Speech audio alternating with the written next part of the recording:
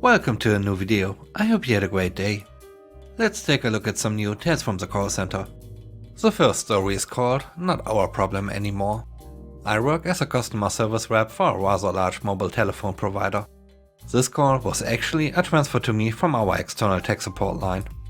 The rep was rather nice. Thank you for calling. How can I help? Hi, I have a customer named Douche on the other line. He has called into tech support multiple times about his device and wants to know what can be done about getting his phone replaced. Well, he has had the device less than 6 months and has insurance as well. What is wrong with the phone? The device updated to Android 8 and he doesn't like it. He wants a new phone. Well, he still owes over $700 on the device he currently has. So unless he is paying that off, that is the only way to get a new phone. If there's a defect, you guys can replace it or he can file an insurance claim. However, in both options that do not involve him paying $700, he's gonna run into the same issue. The device is going to update. I told him that too, but he wanted to talk to customer service. Okay, I guess send him on in. The tech rep conferences the call. Hi there, thank you so much for holding, Douche. You are now connected with customer service and he will be taking over this call. Have a wonderful day. Hello, Douche. So the tech rep was telling me what was going on. I see that your device updated to the newest software and you are not a fan of it? Correct, and I have been on the phone with tech support, the manufacturer of the phone, and now you. And I need to get this fixed now, or I'm changing carriers. Well, I'm sorry you feel that way, but the issue is, there isn't one. Your phone is working perfectly fine, it isn't damaged, and all of your warranty replacements will be the same phone. That sounds like your problem, doesn't it? I want a new phone. Then you have to pay off your old one and you can upgrade to a new one. If I have to spend a single cent for this, I'm going to your competitor. If you do that, you're welcome to, however you still need to pay off your phone. So are you a rep of this company telling me the only solution to my issue is to go to your competitor? I will be calling corporate about this. I in no way suggested that. I am telling you, no matter what, you have to finish paying off your current phone before you can get a new one. And blaming the phone company for an update that is put through by the phone manufacturer is not going to help anything. If you change companies, the other carrier would have the exact same issue. I want a supervisor. I would happily get you one, but they have all gone home for the day. I can have a supervisor call you when they get in tomorrow morning, if that is okay. I'm letting you know now that they won't be able to do anything for you in regards to this. The best I can offer you is to waive your upgrade fees if you want to buy out your phone. Nope, I still want a supervisor. So I go through the process of setting up a callback with my supervisor in the morning. I explain to him what is going on, but first I pull up his account to give the information to him. The customer had called in 2 more times after talking to me, and the other reps gave him the same story. He then contacted executive relations about my conduct. He claimed I called him a bunch of slurs and they reviewed the call. Because I was nothing but professional and obviously did not call him any of those things, I did not get in trouble. Out of curiosity, I checked his account a week later to see if he ever got his phone replaced. He called in and apparently threatened a rep. So his service was immediately terminated. I'm glad he isn't our problem anymore. The next story is called The Response Letter. A long time ago, I dealt with some pet insurance complaints and an interesting claim. This, to the best of my recollection, was the content of the letter I sent in response. Some details have been changed for anonymity purposes and the passage of time means others are a little hazy. Dear Mrs. Smith, firstly, I would like to say how sorry I am to hear about the loss of Lucy. Please accept our condolences. Following your call last week, I have completed a full review of your file. This included the telephone calls, all paperwork submitted and the medical history provided by your vet. I would like to point out that the medical history is a legal document and as such is required to be accurate by both the law and regulatory bodies. I noticed on the 1st of May you contacted us to query if you could claim the cost of Lucy's purchase price if she died as a result of the medical condition. We confirmed that this was not the case and she was only covered through an accidental death. This raised concerns on 2 points. Firstly, insurance is for unforeseeable events and checking cover just before a claim suggests her death might not have been unexpected. Secondly, according to the medical history, that was the day she was diagnosed with a heart condition. The claim for Lucy's accidental death was submitted to us via a typewritten letter dated 26th of May. In the letter, you describe how on the day before, Lucy, on returning from the Reds after a checkup, ran through the vestibule of your home. And she caught her lead on her door, slamming it shut behind her. The door was jammed, and by the time you were able to access it, with the help of your builder, she was dead. I compared this to the medical history, and the note states she died on the way home, presumably from her heart condition. We have received a letter from your vets. It stated that you have since contacted them to explain you were so distraught on the day of Lucy's death that the communication was garbled and incorrect information was logged. However, the vet that wrote the letter was not the individual who logged the telephone call. The telephone call took place on the 27th of May after your detailed letter was written. We have also spoken to the vet who made the notes. She has confirmed they accurately record the information you gave her. During the course of the claim, we asked for a statement from an independent witness to confirm the circumstances of Lucy's death. We specifically asked for a description in their own words. The letter sent to us by your builder was typewritten, using the same typewriter and notepad as the original claim letter. And it even used the same unusual vocabulary, such as vestibule. This suggests that the description was not in his own words. We contacted your builder to ask him to clarify some information. Despite being able to describe Lucy in great detail, he clearly had come to know her well over the years. He wasn't able to confirm important aspects of her accident. For example, which part of the door her lead had become caught on. Or how long the lead was, or the size of the gap between the door and the door frame. I would expect an experienced builder to be very familiar with the construction of a door and a door frame, particularly if he had removed the door and rehung it. I also note that during telephones with our department, whenever we asked you to clarify any detail regarding your claim, you immediately state we are calling you a liar and trying to commit insurance fraud. On balance, I have reviewed your claim, and I found there is insufficient evidence to conclude Lucy died as a result of an accident and have no option but to decline your claim. The third story is called, in this case you will get the passport. It was my first week on the phones after training. They set me up in the same bay where my supervisor and one of the team leads were located, in case I ran into anything I couldn't handle. Well, this one I could only sort of handle, mostly I just did not know what to do with it. The phone rings and I say, thank you for calling, but couldn't finish the opening. An angry manager was on the other side of the line and said, I need my voicemail password reset or just give me the password, now. Sure, I can help you with that. Just a moment while I verify your identity. I see you are this, is that correct? Yes, but I need the voicemail password reset for an ex-employee, not mine. I put the call on mute and asked the team lead, lead? Are we allowed to reset voicemail passwords but give the temp password to someone else? Nope.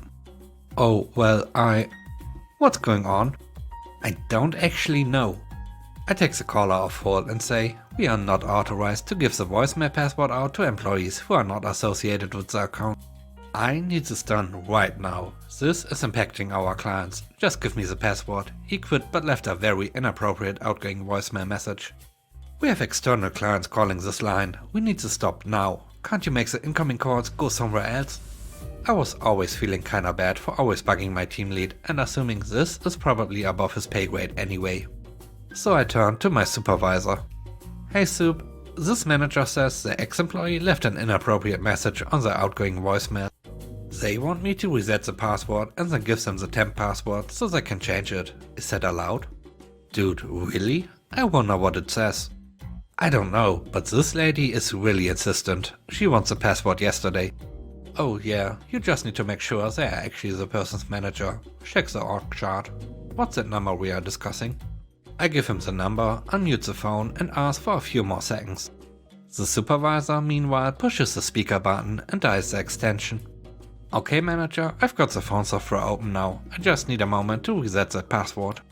From my supervisor's phone I hear the phone ringing. From my headset I hear the phone ringing on the desk. And then I hear the manager.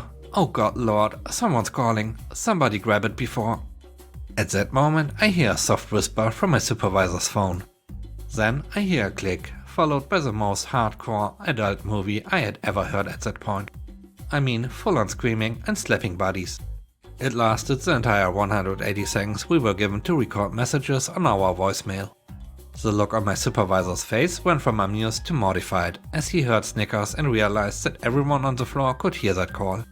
I quickly changed the password and gave it to the manager.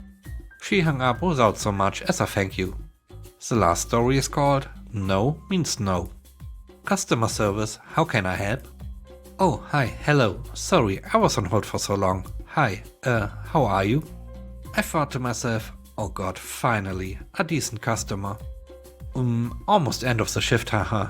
Almost tired, but still have a lot of juice in the tanks. Thanks for asking. Oh, I'm sorry, I won't give you a hard time. Don't be. How can I help, ma'am? Karen inquires about the extra $10 charge on her recent transaction. She transferred money from her balance to her bank account, except it was an instant transfer. Instant transfer means what it is, and there's a $10 fee for that. Standard transfer, 3 to 5 days, is free. What? But all my previous transfers were not charged this way. How come this one was charged? I'm not in a rush to get my money, so I don't need the instant transfer. Ma'am, before every transfer to your bank account, you are given two options. Instant transfer on the upper half of the page and standard transfer on the lower half of the page. At this point, I was sure she knew this.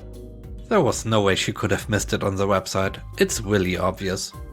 Even more so since she's been doing this for a long time based on records. You are kidding me. Again, all my previous transfers were not charged this way. All transfers are customer initiated. We don't have a built-in automated process for withdrawals to ensure that customers have a choice if they want to pay for the instant or the free standard. This is unbelievable. Get me your supervisor. I understand you are frustrated, but I have full authority to handle your concern and questions. My supervisor can see the same thing I am seeing on your account. There are very few things a supervisor can do that I cannot, and your request is not one of them. No, you don't want to process it because it's the end of the shift and you don't want to work anymore. That is not true. We have about an hour left and this call is recorded. If we did have a policy for a courtesy void and I refused to give it to you, then I would get in trouble. Except we don't actually have that policy.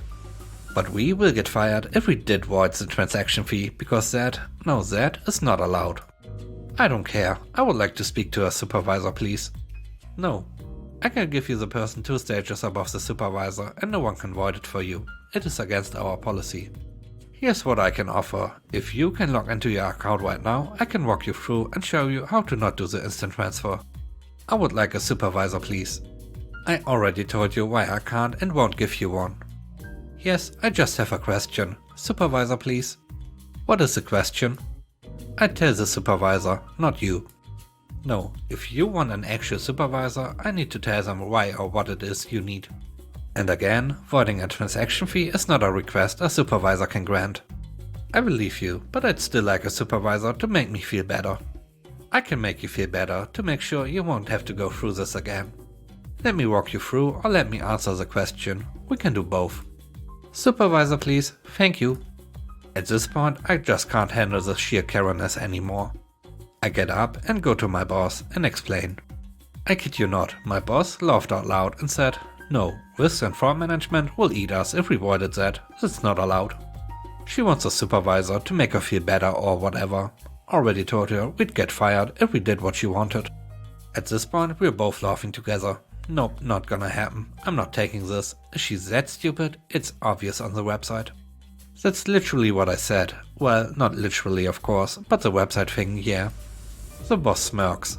Don't transfer that to me. I know I shouldn't, but I've already de-escalated more than 2 times. I just don't want to get called out for that. Nope, not taking that. Reject her all you want. QA won't give you trouble for it. If they do, I'll handle it. I don't care about that stupid customer. So I return to her. Thank you for waiting. A supervisor has been notified, and no, they will not take the call for reasons I already mentioned. I literally have the same training and am fully equipped to answer any and all questions related to your account and transactions. I know, you can keep my $10 if you want it so bad, you can have it. I just have a question. Supervisor, please. Look, ma'am, somewhere in the back of your head you are thinking we just don't want to do this. I'm not kidding when I say I will get fired. My boss will get fired. I am not losing my job just because you refuse to accept the fact that your request is against company policy. I don't think that at all. I just want a supervisor, please. Nope, she already declined. Please give me the question so I can answer accordingly. I want to know why your company is scamming people into being charged for a fee they never agreed to be charged with. It is such a sneaky way and disgusting way to treat your customers.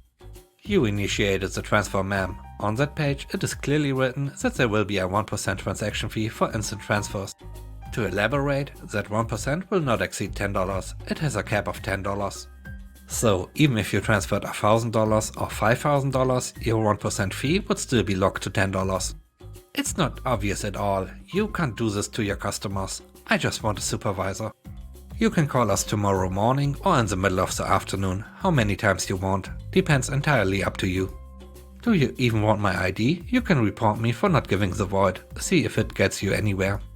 You can talk to anyone here. You will get the same response. Believe me. Supervisor, please. But this time I cut her off by saying no. What? Well, I hope this call is recorded and you get in trouble for this. You are the worst representative ever. And with that, she hung up. And no, nothing came from it. I just followed company policy. And with that, today's episode ends. I hope you enjoyed it. If you did, please leave a like, comment and subscribe. I hope you have a great day. Bye bye.